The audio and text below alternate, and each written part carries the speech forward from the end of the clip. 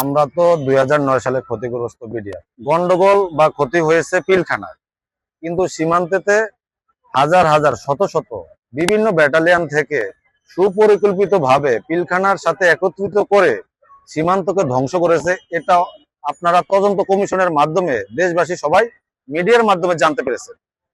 আমাদের স্পষ্ট দাবি, আমরা সীমান্ত পাহারা দিয়েছি আমাদের চেইন অফ কমান্ড ফলো করে। আমাদের অফিসার হয়েছে আর্মি, এই আর্মি অফিসারের চেইন অফ কমান্ড মেনে আমরা সীমান্ত ডিউটি করা অবস্থায় সীমান্তের বিভিন্ন ব্যাটালিয়ন থেকে গণহারে যে সকল ভাবে যেভাবে শত শত হাজার হাজার বিডিআর কে চাকরিচ্যুত করা হয়েছে, এখানেই তো প্রমাণ হয়েছে বাংলাদেশ সীমান্তকে ভারতের কাছে বিক্রি করে দেওয়া।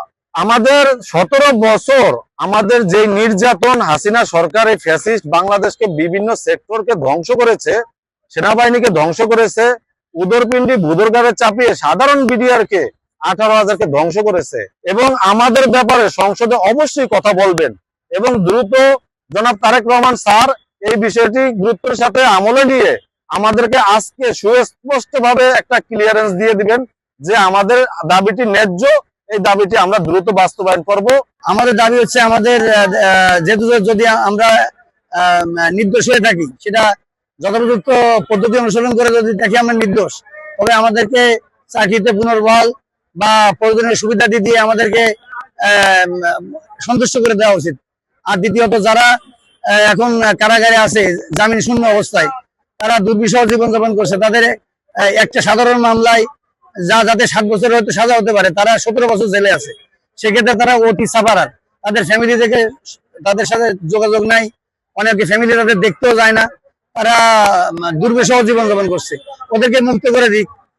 একটা অপরাধের সাজা হতে পারে 10 বছর 15 বছর, তারা 17 বছর ধরে জেলে আছে, তাদেরকে বিনা অপরাধে তাদের ছেড়ে দিক, তারা জামিন করে দিয়ে তারা মুক্ত আকাশে নতুন করে জীবনযাপন করুক, তাদের ফ্যামিলি গুলো আবার দাঁড়ায় যাক। দেখেন, আমরা চাকরিচ্যুত হয়ে থাকলে যদি অর্থশূন্য থাকি, আমাদের ছেলে মেয়েগুলো বিপদে যায়, তখন সমাজের একটা অংশ খারাপ পথে চলে যেতে পারে। সুতরাং এগুলো লক্ষ্য রাখতে হবে। আর আমরা সৈনিকের লোক, পারতপক্ষে অন্যায়ের কাজে আমরা যেতে চাই না, কোন প্রকার রাষ্ট্রবিরোধী কাজে আমরা যুক্ত হই না। আমরা এখান থেকে 17 বছর চাকরিচ্যুত হয়েছি, মানে নানা রকমের প্রশিক্ষণ প্রাপ্ত সদস্য, আমরা অনেক কষ্ট গোলা বারুদ বা বিভিন্ন রকমের সামরিক প্রশিক্ষণের আমরা যোগ্যতা সম্পন্ন। অথচ আমাদের কোন লোক একটা অকারেন্সে একটা নিষিদ্ধ ঘোষিত কোন দলের সঙ্গে অমুক জায়গার সঙ্গে আমরা জড়িত নই। আমরা ওগুলো প্রশ্রয় দেই না। আমরা দেশের ভালো চাই, আমরা দেশপ্রেমিক ছিলাম, বর্ডারে নানা রকমের সংঘাতের সঙ্গে যুদ্ধ করেছি, আমরা সেখানে অনেক সুনামের সাথে আমরা দেশ পরিচালনা করেছি বর্ডারে। সুতরাং আমাদের সে গুডউইল আছে, আমরা আমাদের সেই ক্যারিয়ারটাকে এই সামান্য ইসের জন্য আমরা বিসর্জন দিব না। আমরা দেশপ্রেমিক হয়ে থাকতে চাই। শুধু আমাদের এটা একটা বেসিক সুবিধা দিক, বা আমাদেরকে গভর্নমেন্টের আমাদের সেনাউদন্য করুক যে আমরা এখানে নির্যাতিত, আমাদেরকে একটা স্বীকৃতি দিক যে এরা নির্যাতিত ছিল, এদেরকে একটা আমরা সুবিধা দিয়ে সমাজের একটা সাধারণ কাতার এদেরকে দিয়ে দিলাম, এরা সম্মানিত হোক।